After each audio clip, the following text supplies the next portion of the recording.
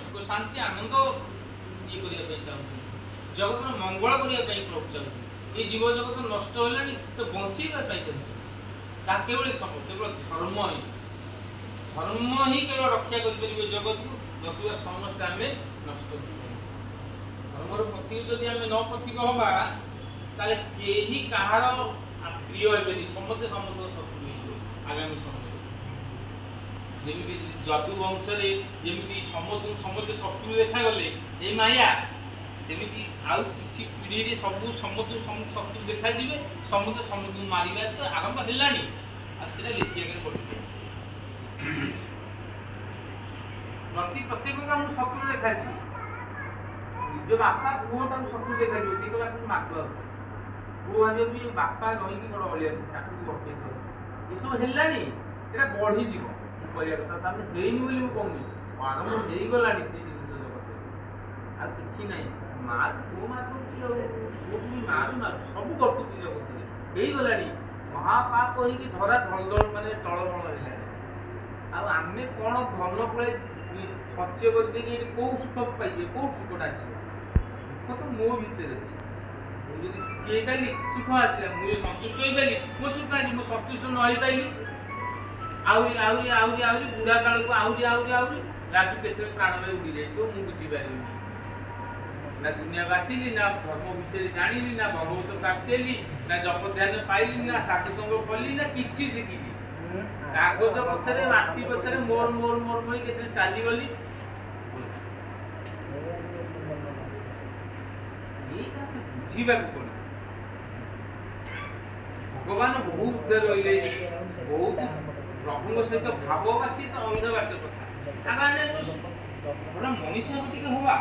कि भगवत प्रति 7 दिन रे सत्संग एटी होछि प्रति सोमवार तो समस्त को होछि जहाँ जितनी समय छुट्टी आस बसवा हो नहीं आम पिला पाठ पढ़ी स्कूल छाली कौन पाठ खंडे पढ़ी गले कौन कि विद्वान हो कहे पाठ पढ़ी ही सब नष्ट नष्ट हे मो जो बाणी कहूँ हुई तो समय आगू किए कौटी आम थे मुझे पारूनी ये सब मन रख पाठ पढ़े पढ़े पिला को बर्बाद करके छाड़ पिला धर्म पथ न नेल मु कही बस रखुची मो कथा मन रख ये बर्बाद ही है पाठ पढ़ी बर्बाद से मन पकेब किए सतकता 10 वर्ष तले कि 5 वर्ष तले ये जड़े भक्त लोक कही बाणी आम मानिले ये पिला पाठ पढ़ी बर्तमान नष्ट जो पाठ पढ़िया था से पाठ आम पढ़ू से पाठ पढ़ार कौन अच्छे से पाठ पढ़ा लोक कौन सब देश नष्ट कर बेसी पाठ ही देश नष्ट तेणु पाठ पढ़नी बोली मु कहूनी तुमने पाठ पढ़िया खराब ना पाठ पढ़ किंतु धर्म पथरे रहीकि भगवत पथरे रहीकि पाठ भी पढ़ भगवत प्राप्तिर मार्ग चल धर्म रक्षा को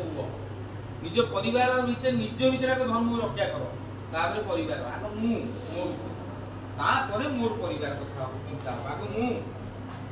मुझे धर्म प्रतीक ना मुझे तेणु आम संस्कार को आम भूल प्रभु आमको सदैव हे प्रभु प्रभुंकर कृपा दया संपूर्ण जगत उपर रही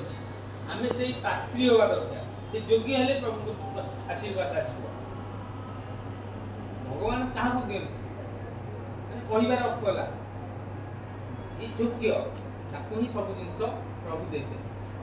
छुआ अपना कर्म ही समस्त मिल भगवान क्या नहीं हाथ में किसी दे आम भाव को प्रभु मत दिए ये प्रेम भक्ति भावर किंतु कर्म ही देवे कर्म द्वारा ही जीव को प्राप्ति किए डॉक्टर है कि इंजीनियर है जी जहाँ से तार कर्म परिश्रम बल रही भगवान देते पाठ न पढ़ते ही से कर्मटा ही तेणु कर्म कर धर्म भी कर धर्मर ज्ञान रख कर्म कर आम प्रथम कथा जो कथा कहली भल मनीष तापर भक्त श्रद्धालु जप तप सी बहु कथा रही उद्धव भल मनीष आम समाज प्रतिष्ठा मानुची दोष धुति तारतारे चेष्टा करवा साधु संगे बसिले विभिन्न प्रकार कथा शुणिले नाम जप प्रार्थना करू करू बन बन जाए ये महापेटू आसीना कि आम कहीं महापेटू जन्म का दौड़ी चली नी ये पड़ी की चली आम आज मनीष होती से ब्रह्मा विष्णु महेश्वर गाई गाई गाई आज आम विद्या अर्जन करके डॉक्टर किए इंजीनियर किए कौन हो सब धीरे धीरे सेमती आम आसिक बसवा 5 प्रकार कथा शुणा 5 प्रकार कथा शुणिक तर्जमा करके निज जीवन चर्या टिके कर चलिए से ही प्रभु कृपा आसो प्रभु कृपा केमी मिल नड़िया बाड़ी प्रभु कृपा यदि मिलता ताले नड़िया बाड़ी की जगत में समस्ते कृपा पाई घर बसता यही कर्म करती नड़िया बाड़ी की एपटे घरे